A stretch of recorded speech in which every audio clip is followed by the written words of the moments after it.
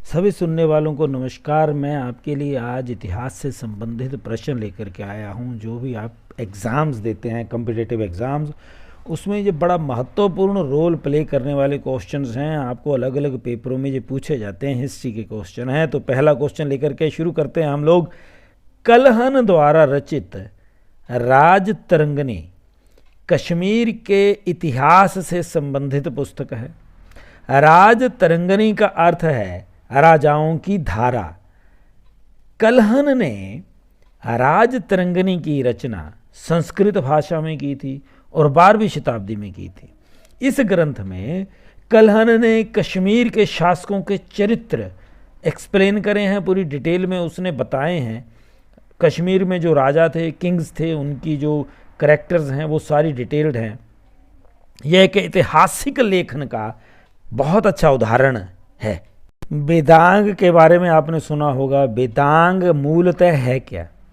वेदांग यानी वेदों के अंग। तो वेद के मुख्यतः 6 अंग हैं जिन्हें वेदांग कहा जाता है। ये हैं शिक्षा। शिक्षा का अर्थ है उच्चारण विधि से। शिक्षा यानी उच्चारण विधि से संबंधित ज्ञान। फिर है कल्प। कल्प का अर्थ है कर्मकांड से संबंधित। फिर है निरुक्त यानी भाषा विज्ञान। फिर है छंद व्याकरण। छंद जो है ये कविता लेखन से संबंधित है। व्याकरण और ज्योतिष। तो कुल मिलाकर के 6 ये अंग हैं जिन्हें वेदांग कहा जाता है। सूत्र लेखन के संबंधित अगर कोई पुस्तक है इतिहास में, तो सबसे महत्वपूर्ण और सबश्रेष्ठ जो पुस्तक कही जाती है वो है अष्टाध्यायी पाणिनि द्वारा रचित। यह ग्रंथ मूलतः व्याकरण ग्रंथ है। व्याकरण के नियमों को समझाने के लिए महर्षि पाणिनि ने उस समय का समाज यानी सोसाइटी, अर्थव्यवस्था यानी इकोनॉमिक और संस्कृति यानी कल्चर के अलग अलग पक्षों को डिटेल में बताया है और आसान कर दिया है संस्कृति की व्याकरण को समझना। संस्कृत की ये पहली व्याकरण थी। महर्षि पाणिनि ने संस्कृत भाषा की पहली व्याकरण लिखी। और आपको बता दूं, पाणिनि को बचपन में बताया गया था कि तुम्हारे हाथ में शिक्षा की रेखा नहीं है। और ये वही पाणिनि है जिन्होंने चाकू उठाया और उससे अपने हाथ पर शिक्षा की रेखा बना दी थी। महाभारत एक धार्मिक साहित्य है। इसके लेखक वेद व्यास थे। वेद व्यास जी ने 10वीं ईसा पूर्व 10वीं से 4वीं शताब्दी के बीच इसको लिखा, ऐसा माना जाता है। इसमें टोटल डिटेल्ड जो स्थितियों का वर्णन है वो 10वीं से 4वीं शताब्दी के बीच है। ईसा पूर्व 10वीं से 4वीं शताब्दी।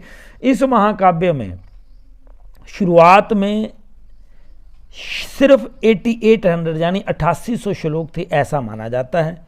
जब 8800 श्लोक थे उस समय इसका नाम था जय संहिता, जय। और जब इसके श्लोक पहुंच गए 24,000 तो इसे भारत नाम दिया गया। और वर्तमान में इसके 1 लाख श्लोक हैं और ये दुनिया का सबसे बड़ा ग्रंथ माना जाता है। संबंधित पुराने यानी प्राचीन ओल्ड बौद्ध ग्रंथ जो हैं वो ईसा पूर्व 2री शताब्दी के अंत में श्रीलंका में संकलित किए गए, इकट्ठे किए गए। उनको संकलन करके, इकट्ठा करके फिर एक ग्रंथ का रूप दिया गया। बौद्ध ग्रंथों के धार्मिक शिक्षा से संबंधित अंश बुद्ध की समय जो स्थिति थी, परिस्थिति थी, सामाजिक, उस सारी डिटेल बताते हैं। बौद्ध ग्रंथ पाली भाषा में लिखे गए थे। सबसे महत्वपूर्ण और रोचक जानकारी जो महात्मा बुद्ध के ग्रंथों में मिलती है वो है उनके पूर्व जन्म की कथाएं, जिन्हें जातक कथाएं भी कहा जाता है। यह जातक कथाएं एक प्रकार की लोक कथाएं थी जो महात्मा बुद्ध से संबंधित थी। ये ग्रंथ पाली भाषा में लिखे गए हैं। क्यों? क्योंकि बिहार का जो दक्षिणी बिहार है यानी मगध का इलाका, वहाँ पर पाली भाषा उसमें प्रचलित। जैन ग्रंथों की बात करें तो जैन साहित्यिक ग्रंथ हैं जो इनका संकलन अंतिम रूप से गुजरात के वल्लभी नगर में हुआ। जैन ग्रंथ अधिकतर प्राकृत भाषा में लिखे गए।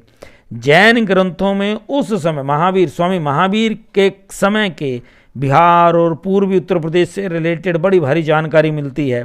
लेकिन एक महत्वपूर्ण बात जो जैन ग्रंथों में मिलती है वो है व्यापार तथा व्यापारियों से संबंधित बार बार शब्दों का और जानकारियों का उल्लेख जैन ग्रंथों में पाया जाता है। कौटिल्य यानी चाणक्य द्वारा लिखित अर्थशास्त्र एक विधि ग्रंथ है। विधि बोले तो कानून। यह 15 अधिकरणों अर्थात भागों में या खंडों में विभक्त किया गया है। इसका दूसरा तथा तीसरा खंड प्राचीन माना जाता है। इसके प्राचीनतम अंश मौर्यकालीन समाज, आर्थिक व्यवस्था तथा उस समय के रहन सहन की पूरी जानकारी देते हैं। इस ग्रंथ द्वारा भारत के प्राचीन राजतंत्र तथा अर्थव्यवस्था के अध्ययन की पूरी सहयोग और जानकारी मिलती है। किससे? विष्णुगुप्त, कौटिल्य या चाणक्य द्वारा लिखित अर्थशास्त्र से। तमिल साहित्य से संबंधित मैं प्रश्न लेकर के आया हूं। प्राचीनतम तमिल ग्रंथों को संगम साहित्य नाम दिया जाता है। संगम साहित्य प्राचीनतम तमिल ग्रंथ माने जाते हैं। इनका जो सृजन हुआ है वो हुआ है कवियों द्वारा, जो कवि राजाओं द्वारा संरक्षित विद्या केंद्रों में रहा करते थे।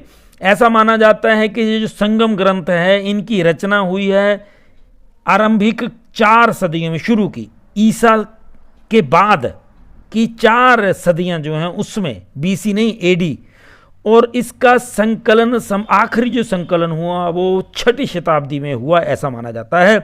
संगम साहित्य के पद्य 30,000 पंक्तियों में लिखे गए हैं, यानी कि 30,000 पंक्तियों में संगम साहित्य मिलता। यूनानी लेखक जस्टिन ने किसे सेंड्रोकोट्स नाम से पुकारा है?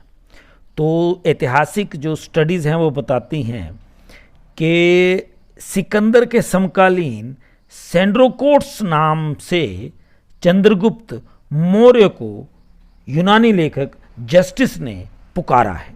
लैटिन भाषा में लिखे गए नेचुरल हिस्टोरिका की रचना प्लिनी ने की थी। ये ईसा की पहली सदी में रचित ग्रंथ माना जाता है।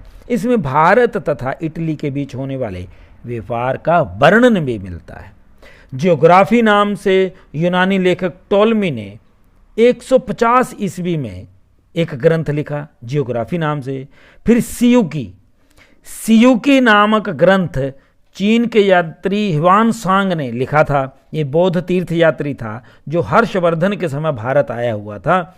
इसने अपने पुस्तक में हर्षकालीन भारत की जानकारी भी दी है। इंडिका नामक ग्रंथ मेगास्थनीज ने लिखा था। चंद्रगुप्त मौर्य के शासनकाल में पाटलिपुत्र की यात्रा पर मेगास्थनीज आया था।